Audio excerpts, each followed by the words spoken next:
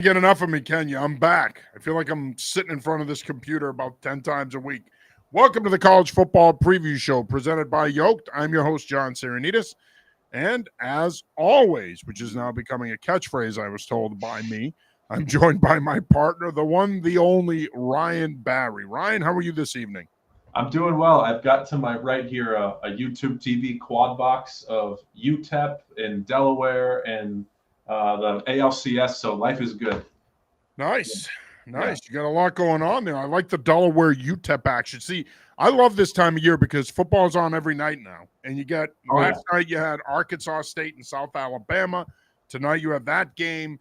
Of course, you got the standard Thursday night college game tomorrow night. You got the NFL game. So anytime you can get football on every night of the week, it's a good thing. Yeah, So, I would kill for this Jacksonville State game in mid-June when there's nothing going on, so I'll cherish it now. Yeah, absolutely. Before we get started here, I do want to let you guys know that we are brought to you by Yolked. Are you looking for an effective protein product that you can incorporate into your workouts? Well, that product is Yolked at only 47 calories per packet. It's delicious and effective. It tastes like birthday cake. If you're looking to add a protein powder to your workout regimen to help you bulk up, then Yolked is that product. It is safe and effective. And it's not just safe for adults, it's also safe for young athletes. Visit yoke.com today for more information. All right, here's the thing, Ryan. And I talked about this the other night with Kevin Stone. Let's be real here. It's not going well when it comes to Division I college football in New England this season, okay? Especially with our so-called power programs, if you will, in the region. It's not going well. Boston College, UMass, not going well. UConn, 4-2, had the bye this week. But even when you look at the FCS level, you have URI, who had a couple of hiccups here, but then bounced back with a big win over UNH last week. You still have CCSU, who's now 4-3, winnable game this week against Wagner, could get to 5-3. But outside of that, obviously Harvard would be the other one. But outside of those three programs, maybe Brown. Brown's been a nice, pleasant surprise. Bears are 3-1. First time they've beaten three straight non-league opponents since 2013. Outside of that, it hasn't really been that good. Maybe, you throw in Sacred Heart, who's 5-2, and Mitchell Summers is running all over everybody. But it's been kind of a struggle. Holy Cross is 0-6. UNH is 3-4. Maine has won 3 in a row, but they're 3-4. Bryant's 2-5. I thought we'd be in a better place than this so far at this point in the season. But it all starts with Boston College. They set the tone around here. They're 1-5. They've been terrible. They're a big reason why New England Division I college football is just not that good this year.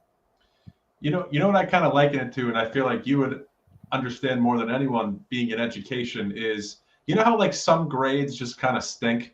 How like there's like a class that comes through that's like, oh, like the class of 2012 was great, but 2013 had some tough kids and 2014 was okay. That's kind of what it feels like this year. Like this is like not the greatest class. It's not the greatest class. Yeah. No, and I know this 2025 class sucks. Yeah, and I know that sounds weird, but I just like that's kind of how I equate it, where you look around and like in the past there'd be kind of those pillars that would be doing well, and those pillars aren't really holding up this year. You just named all of them, and it's no, and it makes our jobs easy because we have plenty of stuff to complain about. But at the same time, I'd rather be celebrating a lot of these teams. So I guess I'd almost have to go back and look and see like that's something I actually might do for next week. Go back and do a combined record of New England teams the last few years and just see like how many finished ranked in over 500, because it does feel like a bit of a down year. And like, and even if teams are down, they're not so down bad. It's more just like 500 play where like there's no one that's doing anything, if that makes, like, as you said, like Harvard withstanding it does feel like they feel like someone who, if they get to the FCS playoffs, can do something, right? I do think UConn can win a bowl, absolutely. But it doesn't feel like beyond that, there's a lot of true players who have, some skin in the game. No, I agree with you. And again, I will say this: it's unfair to sweep everybody under the same rug. Right. Like I said, there's a lot of Harvard's off to a dominant start. They're 4-0. They look like they're the best team in the Ivy League. They look like they're not only going to win the league, they're going to get that inaugural FCS playoff bid, and they could, to your point, potentially make a run in the FCS playoffs That offense is going to be tough to stop. It's one of the best in the country at the FCS level. Brown's been a really nice story, off to a 3-1 start. They have another winnable game this week against Princeton, who comes in at 2-2. A game James Perry's squad can win. I covered them last Friday night at Bryant. Scored 29 unanswered in the second half to come from behind and win that one 29-19. They've been a nice story. As I mentioned with Sacred Heart, 5-2 after a big win over Howard last week. Stiff test this week. They got to fly out to Montana to take on the Grizz, who are undefeated at 6-0. But Mitchell Summers has been one of the best offensive players in the region thus far this season, coming off a 243-yard rushing performance. CCSU still in it, 4-3. They got Elijah Howard back. Brady Olson starting to play better. Blue Devils are still in the hunt in the NEC. But so much of what you think about the region, to your point about your class analogy, I think is a really good one. But so much of what you think about the region, unfortunately, is tethered to Boston College and how they're doing. They set the tone for Division I football in New England, if you will, and they're not setting much of a tone right now, coming off a 41-10 loss to Clemson in a game that could have been closer. I mean, at one point, had they scored there in the second quarter, it could have been a one-possession game, but they didn't. Clemson was able to pull away, and they end up winning 41-10. And, you know, like I said to you last week, man, you run out of ways to talk about this football program right now. None of us saw this coming. We knew they were going to be playing a tough schedule. We knew that there could be some bumps in the road, but we didn't see this. I mean, they are not competitive right now. And on top of all that, you've got a rested UConn team coming in off a bye with one of the best quarterbacks statistically in America. Joe Fagnano is the only quarterback left in the country at the FBS level that has yet to throw an interception this season. Now watch, I'm going to jinx him saying that. But my point is, all of a sudden now, UConn, a game that at the beginning of the year, if we were being honest with ourselves, we could see Boston College winning. Now all of a sudden, we have to objectively look at this and say, they could lose this game. Bill O'Brien said as much yesterday. He said, I don't know why we'd be the favorites going into this one. They have the better record. BC's in a tough spot. Yeah, I mean, the problems with BC are, of course, across the field, as we've seen, but like they can't defend the pass, and you're looking, like you said, talking about Joe Fagnano, who's been one of the best quarterbacks in New England, rested, coming off that, playing a not so great secondary, and they've been decent enough against the run, which BC has struggled with, and I'm pretty sure BC's considering a quarterback change of some sort. I don't know if that's confirmed. I'm not as close to the ground as you and Kevin are. But they did not confirm it yesterday. I mean, and we don't know. Listen, we don't know that either. We're assuming that they could potentially make one. I mean, they did play Shaker Isaac at the end of that game last week, so who knows? Right, and I wouldn't be surprised if they did, because I think the problem. You got to do something, Ryan. I wouldn't be surprised if they did either. Yeah, because the problems go far beyond Dylan Lonergan, which is funny because when you look at his stat line last week, you're like, 12 and 19, 117 yards. Looks like he was on his way to something decent. But then, of course, there's the fumble and such. But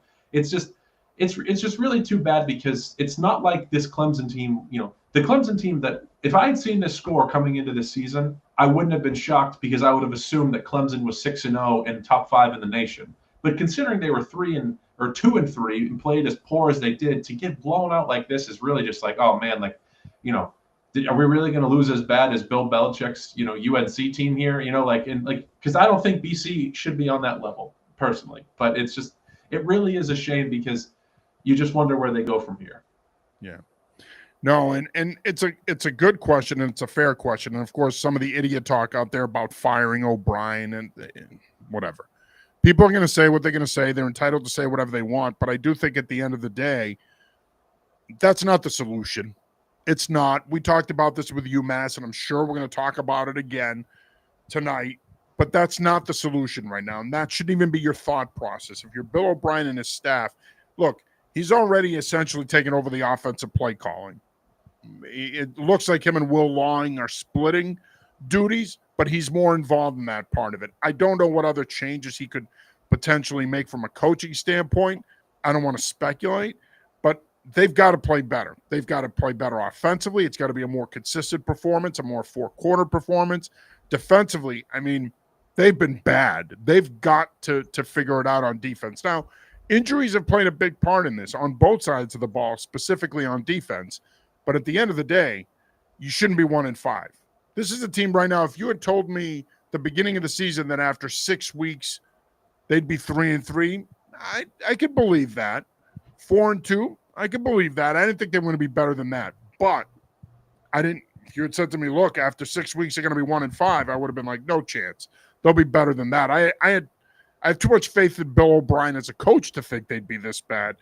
It's disappointing. And you saw it after the game last week in that press conference. He's searching for answers, and he came across to me as a coach that doesn't have any right now. And he doesn't know what to tell the media. And this is a guy that's coached at a high level of football for a long time. He's a championship caliber coach. And he continues to put it on himself, but you can only do that so many times, man. At some point, it's got to fall at the feet of the players as well. They're the ones that are ultimately playing the game. They've got to take some responsibility here too. Yeah, I just, in recent memory, I can't think of a program that's, I don't want to say fallen off, but just taken a nosedive in the second year after what felt like a pretty good. They had some momentum going into that bowl game last year, and that loss, I think, stymied some of that momentum, but they had a good offseason. I don't think any of us saw this. We knew the schedule would be much tougher than it was last year, but like I said, I don't think you could have predicted this at the beginning of the season. Yeah, I think the Stanford, like when this season's over, I think the Stanford game is going to be when the alarm bell should have been going off, right? Like oh dang, like we blew this lead here, you know, like because like I'm not even surprised that they lost to Cal. Cal is a good team this year, you know. They lost close to them, but I think the Pitt game, you know, was really what was so alarming. But to me, the Stanford one to lose in that fashion against the Stanford program that, you know, is not, you know, doing well this year, 2-4, you know, only wins now against BC and San Jose State. So, you know, getting crushed by other teams as well. I think that's when you're like, oh man, how the heck did we not win this? And I don't want to hear anything about how, well, it was on West Coast time and, you know, we should have gone out earlier. I know that that's part of it, but you knew this going in months in advance. If you know, you can't use that as an excuse that this was going to be something. So it's just too bad because, you know, they were kind of supposed to be the crown jewel of the FBS programs in New England this fall, it felt like, in terms of just the momentum they had. Not taking anything away from Jim Moore and the Huskies. It just felt like, you know, the stage that they were on and the setting that they were in with the ACC kind of looking like it might be having a down year coming into this year was like, hey, now's an opportunity, but they didn't take it. Yeah, no, they didn't. Do you want to talk about UMass? They lost to Kent State 42-6. We don't have to talk about UConn because they were on a bye, so we'll jump right to UMass. Let's get right into the negativity. Let's continue the negativity. Well, I'll tell you, or are you done talking about it? Because I'm going to tell you right now, your brethren, your UMass brethren, I mean, they reached for the pitchforks on Saturday night. They were angry. Yeah, I had a wonderful day in Hanover at covering Dartmouth Yale. Like it was like I didn't even check the score until after because I'm like, you know what, I'm having a great day. I'm not going to let anything ruin my vibe. And then I saw that, and I was like flabbergasted. I'm like, you've got to be kidding me, right? I jumped on some spaces at night and I commented and I said, I think what really hit after that game is it's like, even if we were to somehow become relevant and like win a couple games or, you know, you get 6 games. I think just where college football and really college sports are now it's kind of over. This is it now. Like it's the big people and everyone else, and not like everyone else ever had a chance, but there was a ladder you can climb. For UMass now, it felt like in the past, 20 years, it's like maybe we can get to the Big East, maybe we can get into the American Athletic Conference. Now it's just kind of like there's no upward mobility, right? That the ladder's been taken up from the pool, and you're kind of just treading water now, and it's just sad knowing that even if we were to ever become relevant enough, like there's nowhere we're going. I think we're just here in the MAC until forever. And I think that's a sobering, like unless something all blows up and we go more regional conferences, but I know I'm going on, I'm talking about other stuff that's not so much about it, but it just, the game really just kind of was very sobering and just like, man, like we are so many years behind this. And it's like, what are we even doing this for anyway now? That's just really how it felt. Like not even FCS level, not saying to pull the program. It's more just like, what's the point? Even if we get 6 wins, like it's almost like an existential crisis. Like we go beyond even if we become decent enough, where do we go? And there's nowhere to go up, and this is just kind of it. And that's fine, I guess. That's, it is what it is. But it just sucks that, like, it's already so bad and there's nowhere to go, if that makes sense. So, there is no way to go. This is as high as you're going to go. This is as good as it's going to get conference-wise. They're not going anywhere beyond this. No. The only other move, as far as I'm concerned, is you go back to the FCS level, which they're not going to do. Right. Because let's face it, the TV money's not going to be there. You need to stay in the MAC to get some of that TV money, specifically that TV money that's going to start coming in now with MACtion. They need that money. The athletic department needs that money. You're in the state of Massachusetts, man. You're not down south. Massachusetts is not going to invest in this football program. Wow. Bamford can sit there and tell us all he wants that they're going to do this to the facilities and they're going to do that. You need more than a $25 million commitment to the program to start to get the program going. The state of Massachusetts isn't going to make that commitment. They're not going to waste taxpayers' money on this program. They may do it to a point, but if you're going to fully rebuild these facilities and add that indoor facility like we've been saying and do all of these things and beef up the NIL, if you're going to do all of these things, it's going to have to be private money. It's going to have to be donors. It's going to have to be alumni. That's how you're going to do it. And for me, UMass has only two options here. I mean, I'm not even going to entertain the dropping the program talk because I think it's nonsense. Their only two options are they either stay put and ride it out and just weather the storm, or you go back to FCS. Those are your only two options as far as I'm concerned, because there's no point in playing football if they drop beyond FCS, if they go D2 or 3. There's no point in doing that. You're a state institution. And, and some people will say, well, look at the other UMass schools. UMass Lowell dropped football. UMass Dartmouth still has it. You could go D3. UMass Amherst is your flagship university. They have to have a D1 football program. Bottom line is, when you lose 42-6 to Kent State, yeah, people are pissed. They're calling for Bamford's job. They're calling for Harris-Simiak's job. That they're calling out members of the media who aren't calling out for their jobs. I'm not going to call out for anybody's job. I'm not going to do it. I won't do it for any of these schools. It's not our place. We're not going to come out on here on these live streams and start calling for people to get fired. I'm not going to do it. Screw that. I don't care. If people don't like it, too bad. Don't watch. Go somewhere else. I'm not going to become that guy that's going to sit here now and start calling for people's jobs. Okay?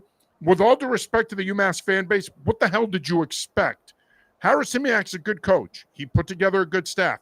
But did you think you were going to go from what you were last year to 6 or 7 wins in a bowl?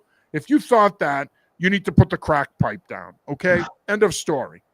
And I'm sorry, but a lot of the stuff that was being said on Saturday night about people being fired, and they were calling out Rini and Goglia and saying that he and Mike Corey should be calling for people to be fired. What are we doing here? Seriously, what are we doing here? What do you think that's going to fix? You couldn't win with Walt Bell. Fine. You got him out of here. Everybody hated him. He wasn't your cup of tea. You get Don Brown back, the guy that everybody wanted. Don couldn't win. They give him 3 years. He's out. Okay? Now you bring in a guy in Harris-Simiak who's won as a head coach before. He has a winning pedigree. He's been a successful assistant. Now he's not good enough. And I'm sorry, remember the old days, Ryan, where you used to be able to say, well, geez, I don't think Bill Belichick can win there. He can't. He can't win at North Carolina. You think he's going to win at UMass? I mean, I don't know. I don't know what people want. I really don't. I mean, you got to look at this objectively, man. The program sucks right now. And until you put more money into the program, more money into the NIL, it's not going to get better. I don't care who's running the thing.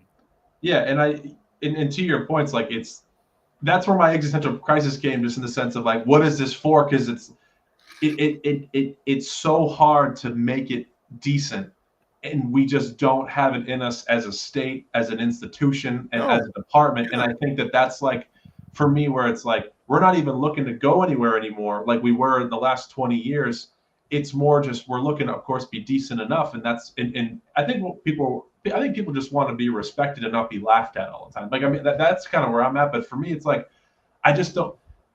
We're not going to be able to do those things, and to be told you have to donate money, like it's up to the alumni, it's up to this. Like, people don't have that income now, right? There's a few donors who are in the ear of the AD and of the university, and a lot of what they say goes. But that's what happens at a school like UMass when you don't have these big money donors like down south or wherever who are just going to throw buckets of money. Like, this is just the school we're at, so we're just going to have to keep getting money from those donors, whether you like it or not. I'm not going to even say those people, but their names are all over the stadium, right? But like, those are the people you're going to keep getting money from, as much as you think it sucks.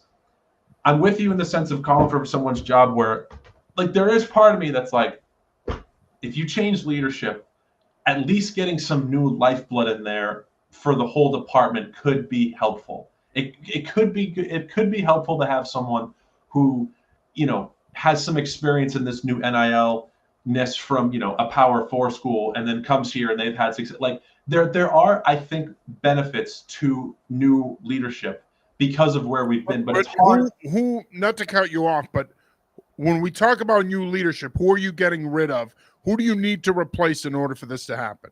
I think it's a lot of people in the athletic director's office, whether it's himself or people around him. And I'm not trying to say that I'm calling for that. Like we're saying, I just think that I think when you're a fan and you're so pissed off, and I think like people can be mad at Harasimiak, but I think last time around, like people were angry with Walt Bell a few years ago. With Harasimiak, I think there's more apathy because they're like, okay, this goes beyond him now. Like who above him is why this is happening. And I think that's why people look at the AD's office, but it's so hard. But it's not going to matter, man. It's not going to matter because in order to fix this football program, we're talking about a $75 to $100 million commitment to the facilities, to the NIL initiative, which, by the way, you've got to beef it up for all programs. But the point is, you're living in a world where no one's going to make that financial commitment. They're just not. Yeah. So the bottom line is this. When they decided to go FBS, at that moment, they effed it up. They effed it up by trying to play in Gillette, and they effed it up by going FBS without improving the facilities, without preparing the program to succeed when they went to the FBS level. They went into the FBS level and stayed in FCS school. And at the end of the day, that's not good enough. It hasn't been good enough.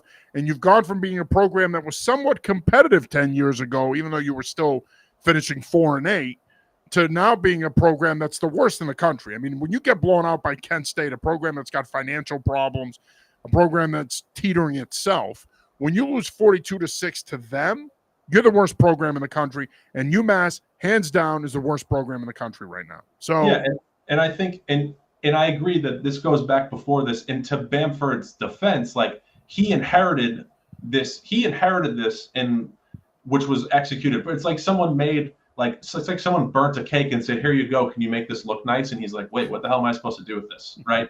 So that's why I do, and he has done so much for the rest of the universities, like revenue schools. Like that's what's also like if you're a university admin, you're like, man, our football team sucks, but I'll tell you what, that hockey team's doing well. Women's soccer, men's soccer, like all these other programs are doing okay. Like, yeah, basketball's had some problems, but that's not the money maker anymore. At the end of the day, Ryan, you need football and basketball to be good. Those other sports don't generate the revenue.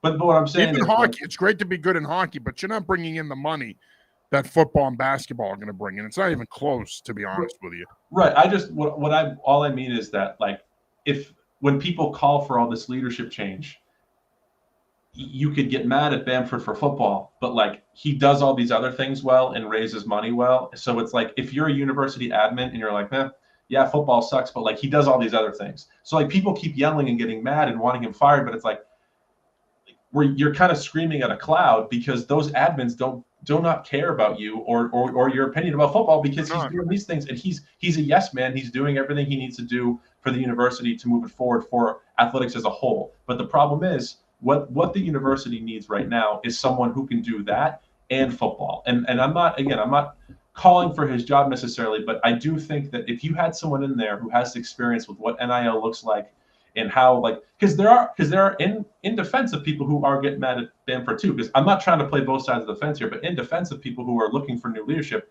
there are other universities that have far less resources and have sucked way more that have ADs doing far more with less. And I think that that's probably why some people are like, hey, I know we don't have a lot as UMass, but we're well staffed or funded compared to the MAC schools. Why are we not better than MAC schools, right? And I think that that's where people start to get frustrated. It's like, why the hell is how come Delaware is already killing it, like in their move up, partially that's because they did it correctly. But I think that there's just, going back to the start of this conversation, it's just a whirlpool of just, we're mad, we get angry, we're mad, we get angry, and it spirals. And then the administration and state look at it and they're like, oof, that looks tough. Those people are mad. And they just keep going about their day. And that's just where we're at. And we're just stuck in this purgatory. So, yeah. Well, the pitchforks are out. Like I said, the natives are officially restless. And yeah, when they start, when that UMass fan base starts going on X and flipping out, it gets your attention. Certainly, we've been caught in the crosshairs before with that fan base, and that's why I had zero interest in jumping into any of those conversations, because I'm like, I'm not going there. I don't agree that people should be fired. I'm not going to go out and start calling for heads to roll here, but something needs to change. And it's unfortunately, I don't think that they or us are going to be the ones that are going to change it. It's got to come from inside. Yeah, and to move on to other schools, I feel bad because I know that I can always get talking about this. I apologize, but it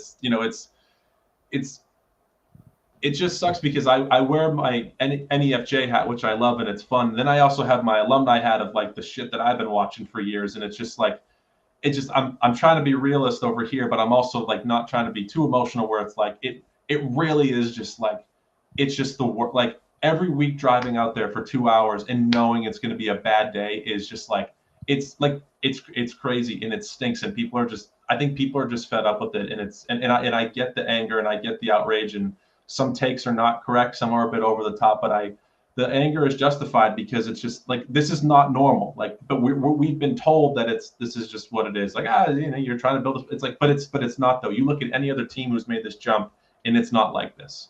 So I think that it just stinks, and hopefully something can happen, but I just don't know what that's going to be. Looking at some of the other scores from around the area, Brown coming from behind, as I mentioned earlier, to beat Bryant 29-19.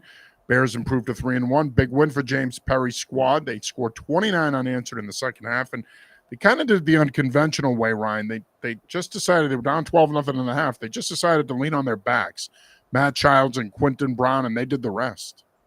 Yeah, that's an impressive win, and especially doing so like an in-state rivalry, and they're unofficially Rhode Island state champs. Yeah, right. Yeah, they're 2-0. It's like, I don't know if they would ever change the Governor's Cup to be who has the best record between the three, because obviously Brown and URI have been there forever.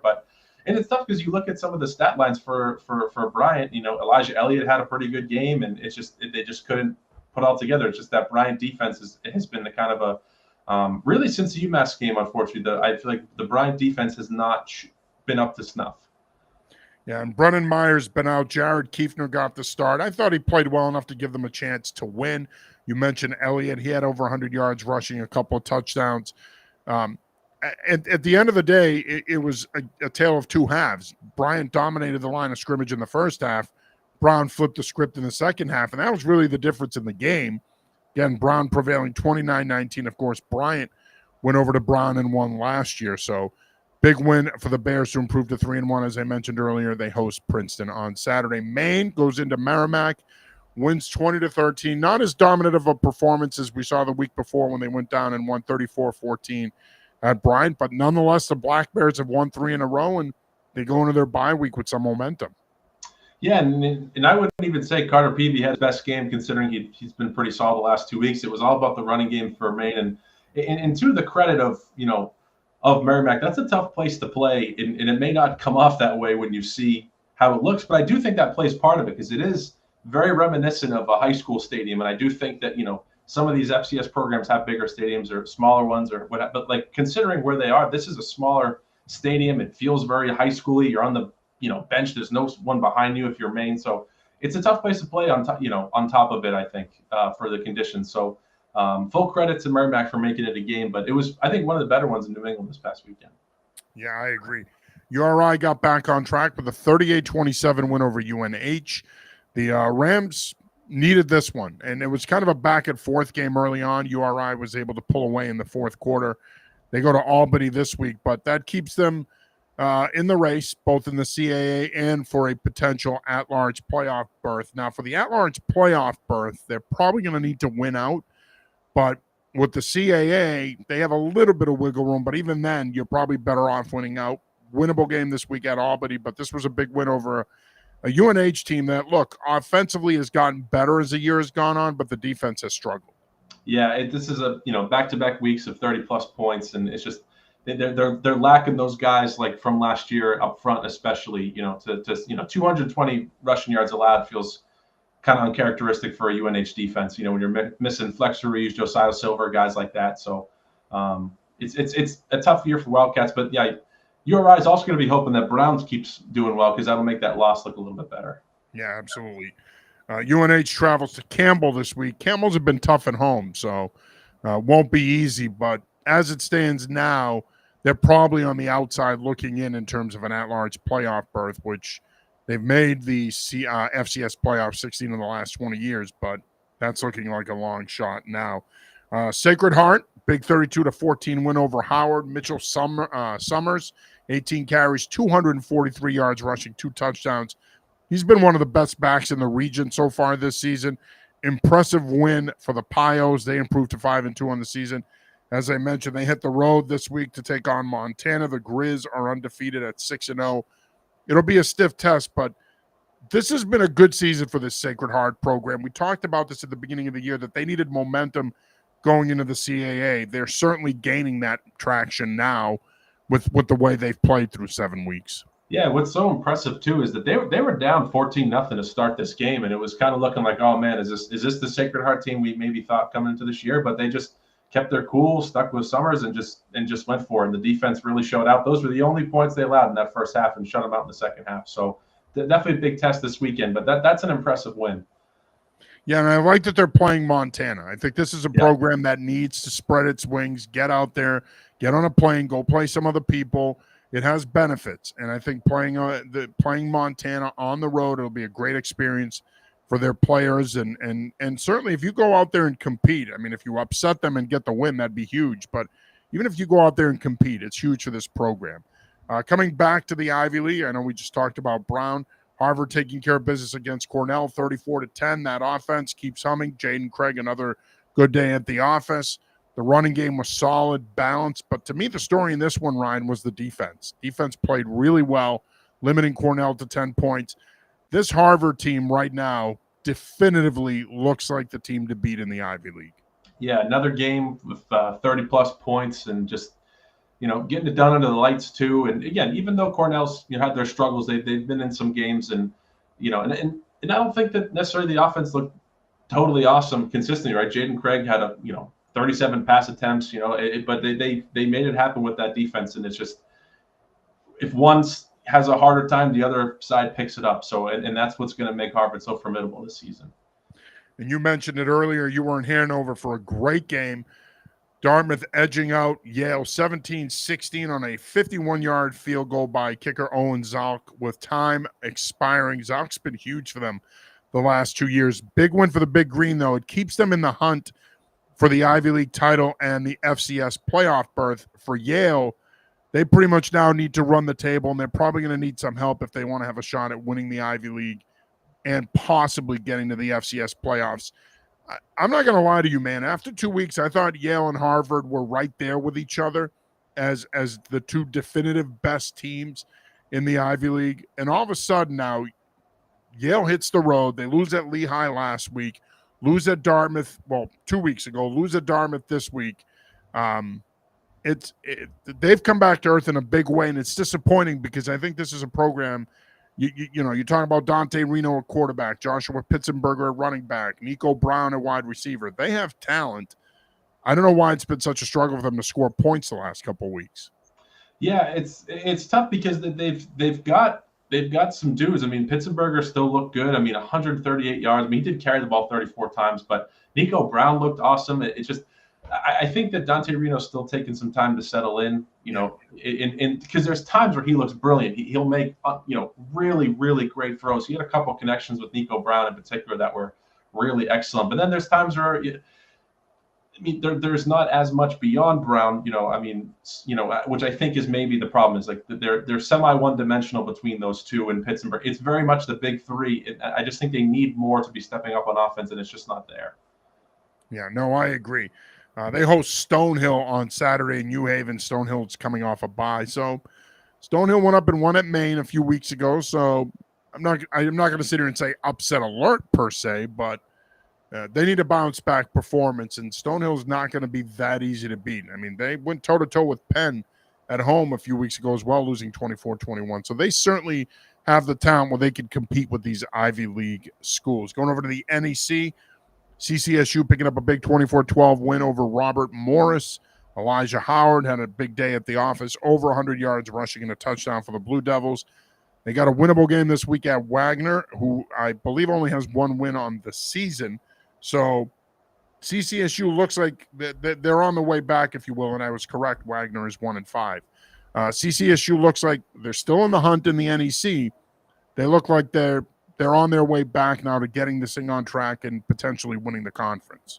Yeah, I mean, obviously we know how great Elijah Howard is, but Brady Olson has seems to be really, finding his form, and he's at full comfort level. It almost seems like, he had another really solid game, and some of the passes that he makes are really, really tremendous. I know he sometimes struggles with his second reads and things. That was a problem he had at UMass, but his arm is tremendous in the way that he's able to find guys. So, if he can continue to play at this level, I mean, they've got to be the NEC favorite. Yeah. Good buddy NEC Blitz checks in. Thanks for checking in, brother. He says upset watch. I'm assuming he's talking about Stonehill at Yale for that one.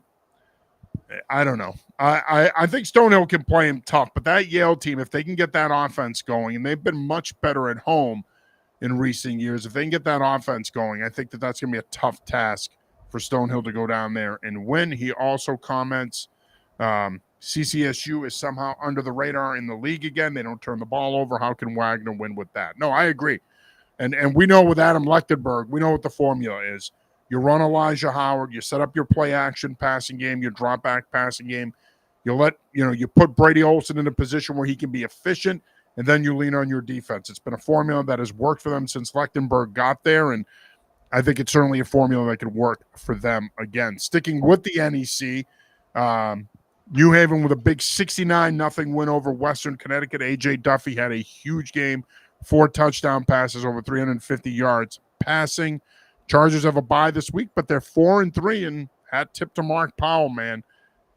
He's done a great job there. And I think, when we talk about, and this was something that was, you saw this a little bit a couple of years ago at Dartmouth with Sammy McCorkle, but I'm a firm believer that if a guy does a good job, keeps the team together, and let's not forget, there's a lot of new faces on that roster. When they made the decision after the spring to move up to Division I, a lot of guys left the program, a lot of new guys were brought in. The fact that Powell, and the schedule has helped, but the fact that Powell's been able to bring it all together, make it work, and get this team to 4-3 after 7 weeks, I think is very impressive. I think no matter what happens the rest of the way, I think this has been a good season for this New Haven football program.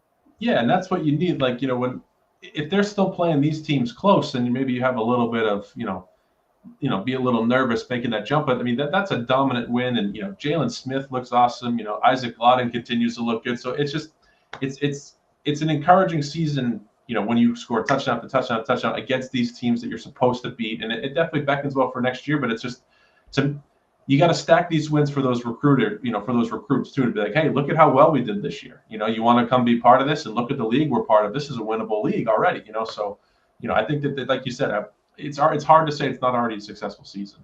Chargers on the road next 2 weeks. They go to Long Island next week, and then in 2 weeks, what could be a burgeoning rivalry game, they travel to Sacred Heart. So, old school NEC matchup there. Again, thanks to our buddy NEC Blitz for checking in there. Appreciate it, man. Appreciate you checking out the show.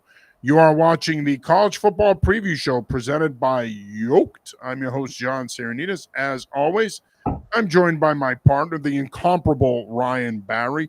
We do want to remind you that we are brought to you by Yolked. If you're looking for a safe and effective protein product to incorporate into your workout, well, then take a look at Yolked. At only 47 calories per pack, it's tasty, delicious, and effective. It tastes like birthday cake. So if you're looking for a protein product to add to your workout, I highly recommend Yolked. Visit yolked.com today for more information. All right, man, let's preview some games. You have an updated tally in terms of our individual records up until this point in the season. I know you've been tracking it lately. I would have to do it from because I calculated after the first 5 weeks. I did not include the last 2, week 6 or 7, so I can do that for week 8. But last week we both went a combined, or we both each went 10-0. So that's pretty impressive. Yeah, we didn't mess up a single one. People are going to think we know what we're talking about. That's which every week there's very seldom do we finish under 500, but yeah, 10-0 last week for both of us. And because I remember that after I was like, man, I should have picked someone else just so we weren't all the same. But I'm glad I didn't because I almost went with Howard over Sacred Heart. So I'm happy I kept as a homer. But yeah, then next week I'll have the combined total. But you do have at least a 2 or 3 game lead anyway. So yes, the winner gets a donut at the end of the season. All right. Good to me. Yeah.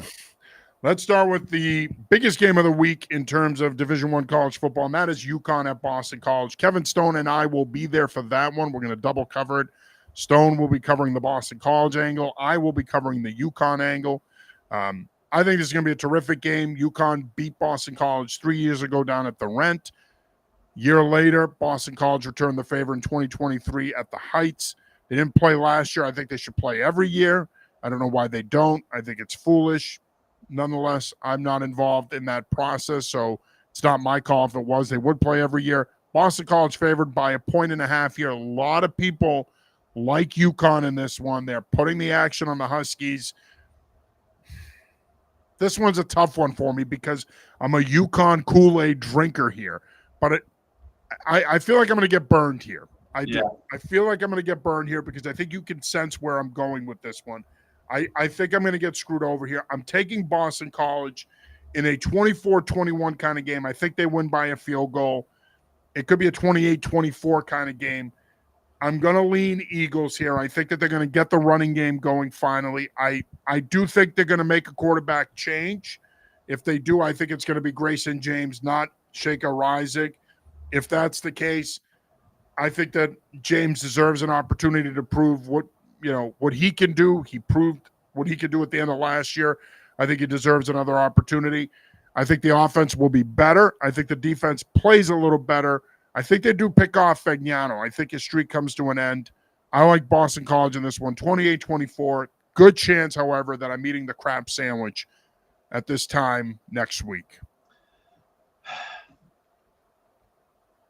I think BC's going to win too, but because I was good. Be a man, Barry. Pick the Huskies. I know. I'm going to take them just to have a little bit. I just talked you into it that easily. Yeah, because that's who I. Be a man, Barry. Because you just gave me a really convincing argument. Like you were just like, yeah, this is how it's going to happen. I'm like, ah, damn it, yeah, you're right. This does make sense for BC to win. Damn it, John.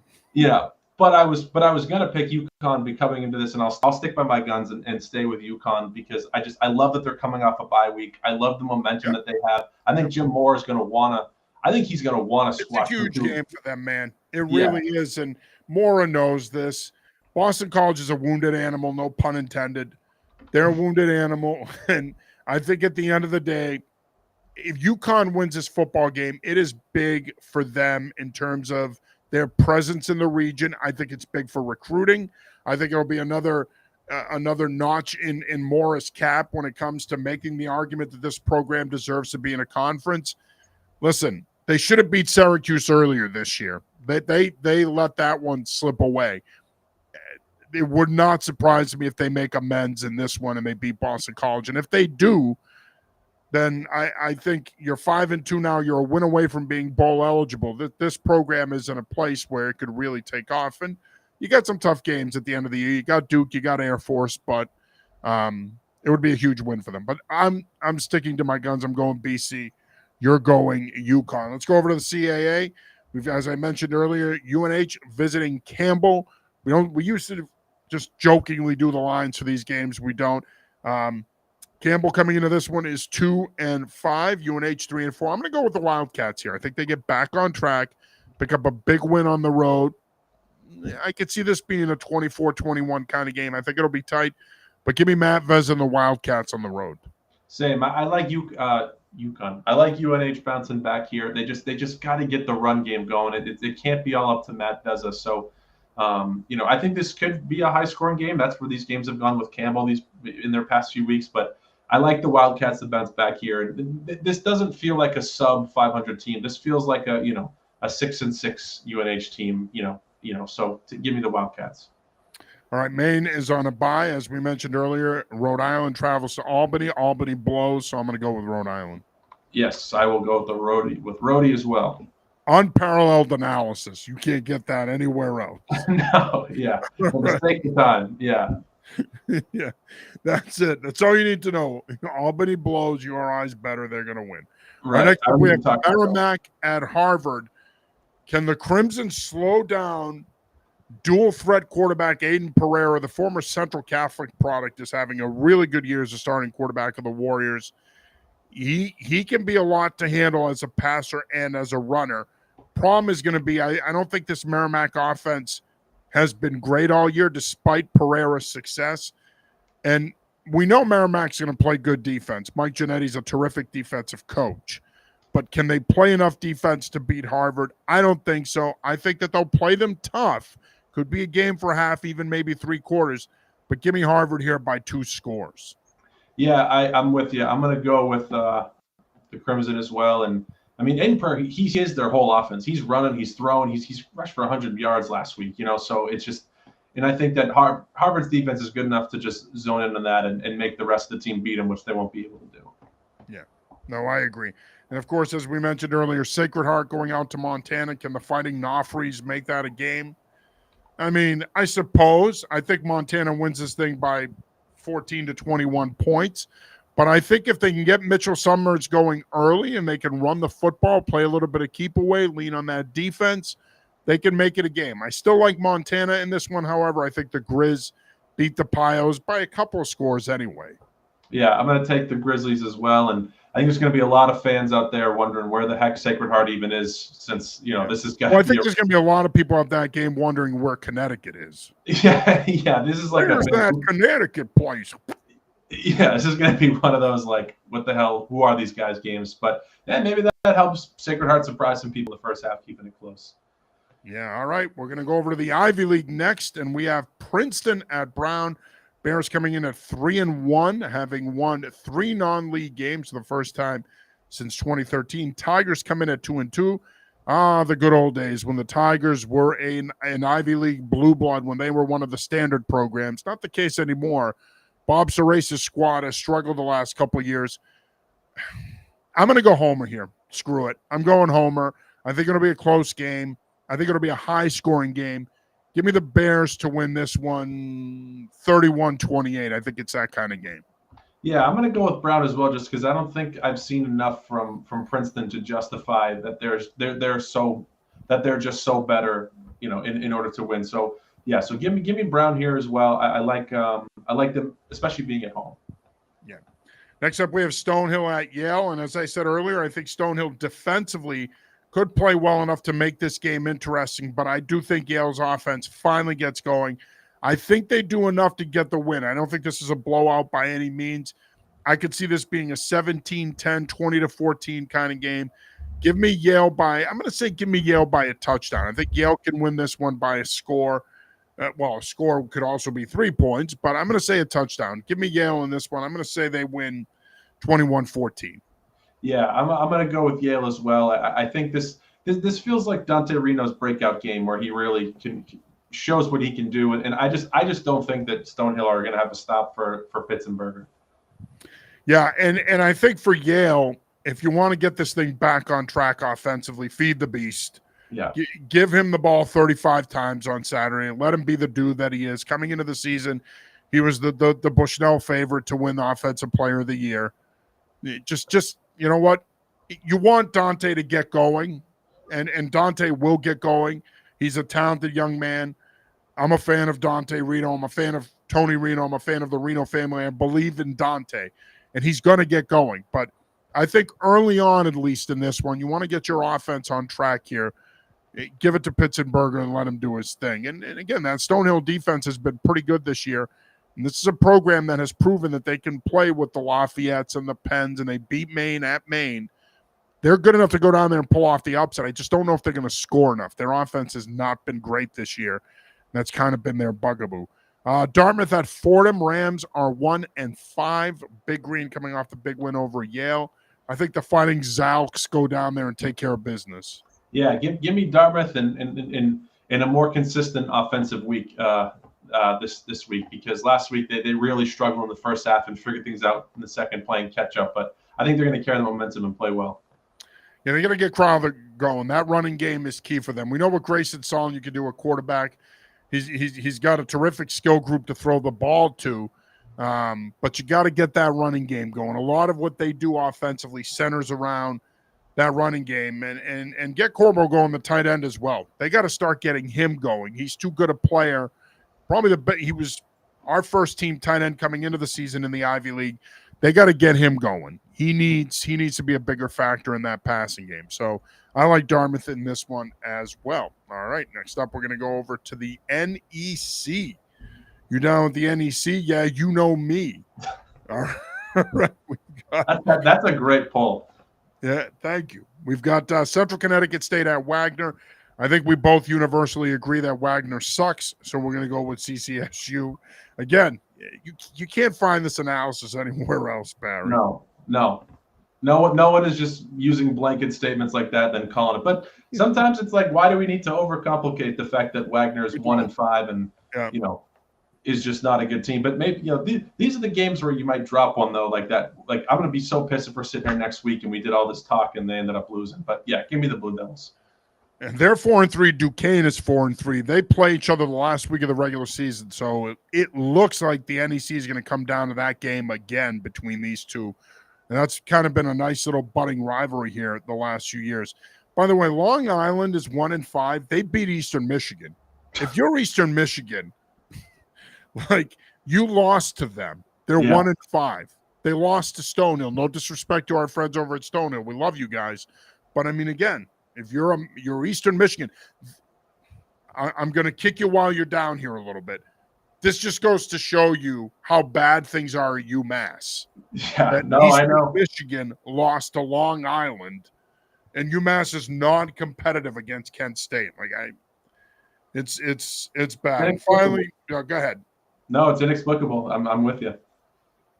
All right, finally, we're going to go over to the Patriot League. We have Holy Cross visiting Richmond. Crusaders looking for their first win of the season. They are 0-6. Hard to believe. I've never uttered those words since we started New England Football Journal in 2019. I mean, they've been a dominant program in this area. They visit Richmond, who's 4-3. Give me the Spiders in this one. I think they're going to bite the Crusaders, and it's going to hurt. Yeah, it sucks to be able to, because it's like last year when they started tough and like, this is Holy Cross speaking. They started tough. You're like, but they've got a lot of talent to turn this around, and they did, and they ended up getting a share of the Patriot League. They don't have that this year to be able to turn it around and win these Patriot League games. So yeah, give me Richmond. Yeah, no, they don't. And look, in fairness to Dan Kernan, he talked about this in his weekly media availability, and our Kevin Stone was on for that. He talked about that, about how, they had the bye last week. They got to figure out a way to get it back on track and identify the guys that can help them do that. But look, last year, I think you brought in your own guys, but you were also winning with some of Chesney's leftovers. Now it's, how can you go out and get your guys and now start to build a roster that's centered around your type of guys, which are very similar to what Chesney recruited. I mean, let's face it, these two guys philosophically are very similar, but these are your guys. You brought them in, and I think that does matter. So I don't think that anybody anticipated Holy Cross being this bad this season. Unfortunately, I think their schedule got the better of them. They play a really good schedule, and I think they graduated a lot of key contributors from those last three teams, and I think it caught up to them. And I think now it'll be interesting to see after this season what Kern and his staff can do in recruiting to try to beef up the roster and get this program back to a competitive place next year. I ask you the same question every week. Did we miss anybody? I don't think we did. I think New Haven's on the bye, so yeah. No, I think you nailed it. All right. Good. Final thoughts here, Barry, before we wrap it up. Of course, on Saturday, you'll be out in Amherst for the latest rivalry game. You didn't think I was going to drop this and I was like, damn, you didn't mention it, but of course, yeah. UMass and Buffalo are now playing a rivalry game. Buffalo visits Amherst on Saturday. As I mentioned, Ryan Barry will be there for that. The two schools are playing in the newly minted Flagship Cup Rivalry Series. Now, remember, they had a rivalry series with UConn, and then both schools inexplicably stopped playing each other, although the UConn fans will tell you that it was UMass that didn't want to play anymore. But what are your thoughts on this newly minted rivalry with Buffalo? I mean, it's kind of been like ever since they joined the MAC, it's been on the forefront of like they're the closest, they're a similar school profile, like they're also ironically enough the school itself is in Amherst, New York, right? So like it's like the actual town is where it is. So and it makes sense. I mean, there's they played a lot of close games when we were together in the MAC, so it makes sense that they want to try and push at least one rivalry. It just feels so manufactured, and the name, like people are going to think, oh, like you just want to bash everything that this school does. But the Flagship Cup is just so boring, and it's like, okay, you're both the flagship universities, but like you both can get to each other on I-90. Like the I-90 Classic, or the Battle of the Amhersts, or something like that. We're both like colonial. The Battle of the Amherst, yeah, but then Amherst College would have a problem with that, right? Yeah, they can go, yeah, but like it's just well, it's like when South Florida played Central Florida. What was that called? The I-4 War or something like that? Yeah. So the war. So I don't know. It makes sense that there's like that. Yeah, it makes sense. There's something. It's just presented by Learfield Sports. We found the right sponsor. Like it just feels like you have all these great college football rivalries, and they were born out of course, years ago, like the Paul Bunyan Trophy and all these things. Yeah, the Oaken Bucket, the skill. Yeah, and it's just like I don't know. It's like, yes, this makes sense, but it's just the way it's done. It feels very Mickey Mouse, and it's just another thing, presented by Learfield Sports and Cat, construction equipment. It's just, it's just always something. It's never easy, So I don't know. Presented by Cat and Learfield, and but I mean, my good friend in Fox 25 Zone, Michael Ramondes, is joining me on Saturday. Thanks to you guys letting him get a press credential, and we're gonna have some fun out there. And he kept saying like, man, I really want to be part of that experience. Like I want to see it. And I'm like, hey, sure, but he's insistent. So it's gonna be a good day. And he is a UMass alum. No, he went to Lyndon State University in Vermont. So he had no like. He has no football experience. No, I mean he's a sports nut, but like not he's been with me and empathizing with me since I've gone there. That's what I was going to say. Adopt him, bring him into the UMass family, let him feel the pain. I kind of feel bad in a way that I have, so I feel bad for him, But well, look. In all seriousness, here's to and Pete Lembo at Buffalo is one of my favorite people in college football. Awesome guy. We've had him on the New England Football Show before when he was at South Carolina. Terrific guy, terrific coach. We're actually thinking about trying to get him on this offseason. But obviously our allegiance is to our local program. So here's to the Minutemen getting their first win of the season. It would be huge. Buffalo's a good program. They played UConn tough a couple of weeks ago at home. So the odds probably aren't in the Minutemen's favor. But and by the way, we didn't pick that game. Yeah, I mean, I didn't do it intentionally. It is funny because I did notice, like, usually because you said UConn, BC, and then you went to the CAA, and I was like, oh, good, we don't even have to talk about it because we already know who's going to win. So so let's pick it real quick. You would have thought we're amateurs. We got people watching this thing, and they're like, what are these guys doing? Yeah. And here I am saying, Barry, did we get everybody? And you're like, yeah, you're on point tonight. Yeah, it's I guess I didn't think of it because they've hurt me so much that I forget they're there. So, and this one's just like Wagner, just like Albany. Unfortunately, UMass stinks. I'm going with the Buffaloes. That's just where we're at right now. I'm going with the Buffalo Bulls. There we go. Buffalo is coming into this game favored by 16.5. If I were putting money on it, and we can't because we live in Massachusetts, if I were putting money on it, I once again foolishly would say to take UMass as the dog, but I'm not doing that this time. I think Buffalo covers that number easily. I think UMass is in a tough spot. Unfortunately, it's going to take another offseason of revamping the roster and trying to bring in the right guys. We could sit here and have the same conversation over and over again about the commitment level at the upper levels. It's going to prove to be fruitless. I think this program's just in a bad place. I think a winless season is more than in the cards. Give me Buffalo in this one as well. I think that they take care of business and they cover that number easily. Can UMass be competitive for a half? Yeah, but offensively, they've been so bad. I have no reason to believe that they could score enough to win this game. Give me Buffalo to win the inaugural matchup in the flagship cup or whatever we're calling it. All right, final thoughts, Barry, before we wrap it up.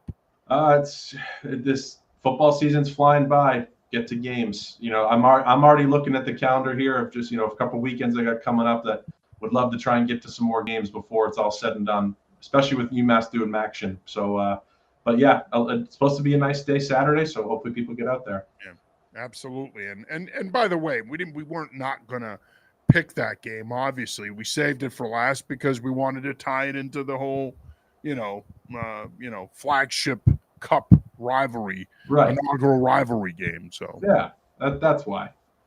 No, in all seriousness, though, I didn't forget about it. I wanted to save it until the end because we were going to talk about the thing. What I did, though, is I forgot to talk about it at the end. So I saved it until the end to pick the game. And then we got so hung up on the flagship cup thing that we almost forgot to pick the actual game. All right. Well, that'll do it for this week's episode of the College Football Preview Show. For Ryan Barry, I'm John Sarianides. We will be back with you next week. Until then, get out and enjoy the games. Like Ryan said, it's supposed to be a nice day on Saturday. Fall's dwindling here, folks. There's not a lot of football left, so get out there and enjoy it. Until next week, have a happy and healthy, safe week. We'll talk to you